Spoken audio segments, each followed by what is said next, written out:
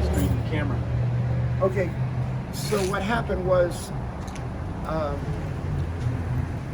these friends of my dad, Joe Brule, he was a musician, Ted Johnson, they were playing in country bands. They were living on TV locally. They bought a store, music store, to go into business. You know, and there were a lot of families out here then, so there was music lessons and everything. So I lucked out. I got a job teaching here after school, and that's how I bought my first car and paid for my insurance, because my mom and dad said, if you want to drive, you got to pay for your own insurance. So I taught upstairs, and there was a record department in there. This was like a huge store. You can see it now upstairs. And they would have big names like Jimmy Webster from Gretsch would come up and demonstrate the touch system, which was before Eddie Van Halen, where he would touch the strings with his hands and sound like a whole orchestra. It was great. And that's pretty much it. My Les Paul 69 was bought here.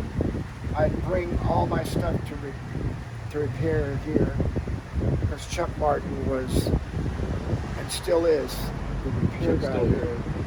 And Chuck went to Rixall and came back. Yeah.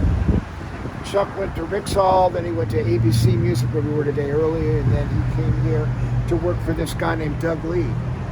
Doug Lee owned Custom Music in Dublin, which was a really great store. It turned into Music Unlimited as well, so he had two Music Unlimiteds. He got rid of that one, kept this one, and I think he just passed away about 2 years ago. But he was, without a doubt, I would say, the most charismatic, hustling store owner that I've ever known. He was just amazing on how he could make money. And he had a big wad of cash in his hands. You got to hear this one. So I'm teaching at Custom Music in Dublin, and they'd have a competition with teachers, you know, selling. And of course, Rick broke me in, so I knew how to sell stuff. But we didn't get commission, right? But when they had a competition, you'd get something like money and stuff. So this one particular day, I'm getting ready to teach, and this is after the competition, which I won. I think I got $1,000 or something. But you had to sell like 10 grand. Anyway, he takes this big wad of money out of his pocket. Doug Lee is. Goes like that, counts out $300 bills and hands it to me. And I said, what are you doing? He said, here, I want to give you this. I said, why? And he would always say, because I like you. And he'd say, no. He said, I like what you're doing around here. You know, so I'd like to have you as a teacher, and you're selling stuff all the time. You're not asking anything. You need something, you know, for one of your students, you go in and show them the stuff. And so he was just that kind of a guy, out of nowhere. And then he built a studio for me, custom built, years later. But he had a store manager I didn't get along with, so I walked out. And I went to Rixall, and then I was there, then I went to ABC Music. But he started my son, Vince, who's probably, I would say, one of the best salespeople that Guitar Center ever had. He's won multiple awards. Vince. Oh yeah. He works for GC Pro. Yeah. And, you know, and Doug started him out on his first job there. But I had started him at Lee's Music Rack in San Lorenzo. Remember Lee's Music Rack? Mm-hmm.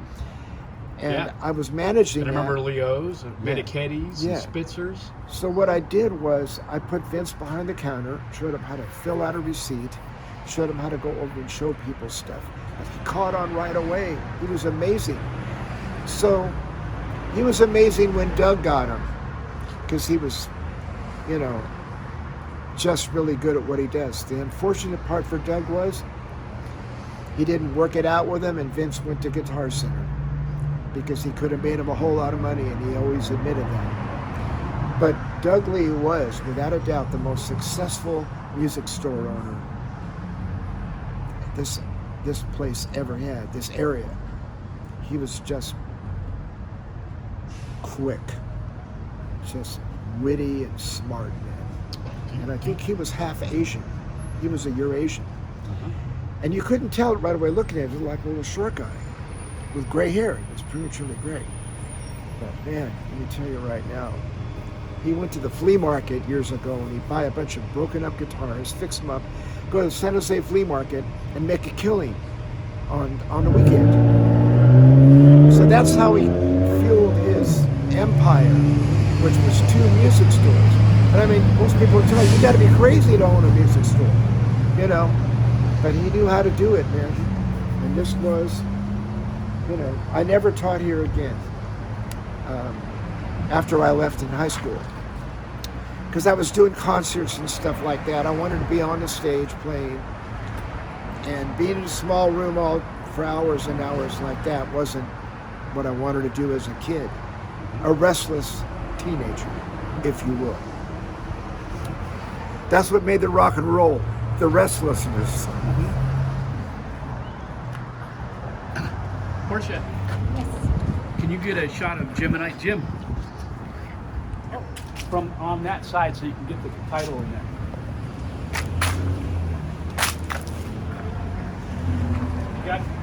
You go widescreen. You might have to adjust wide. You shoot it.